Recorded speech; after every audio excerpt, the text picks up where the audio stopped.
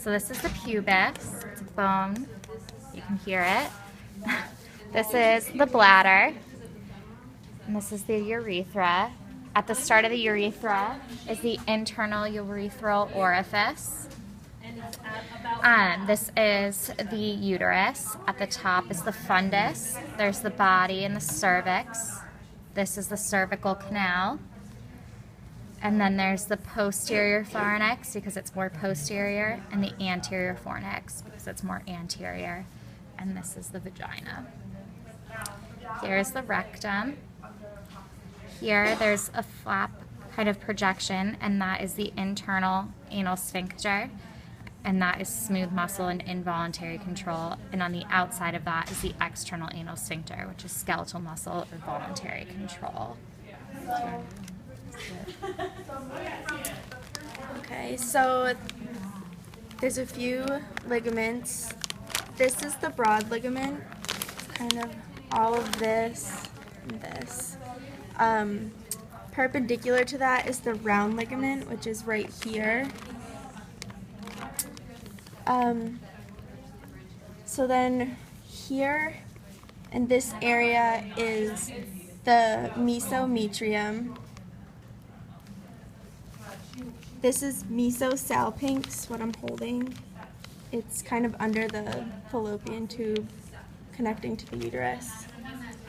And this is the meso-ovarium, going from ovary to there.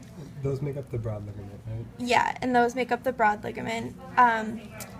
This connecting the ovary to the uterus is the ovarian proper. Proper ovarian ligament. This is the ovary. I don't know how to pronounce this part because like not really. I feel like so this is the fallopian tube. It has parts to it. You can't really see it well on this one, but it has an isthmus, which is a long part, and then it widens into an ampulla down here. And at the end of the ampulla, there's an infundibulum, and that has the fimbriae, which collect the egg from the ovary. It's finger-like projections. And then can you do the pouches? Oh yeah. And then there's some pouches here that are kind of dependent areas for fluid. This, between the uterus and the bladder, is the vesiculo-uterine pouch, I guess? I don't know. And between the uterus and the rectum is the recto-uterine pouch here. So I think that's good for here, right? Yeah.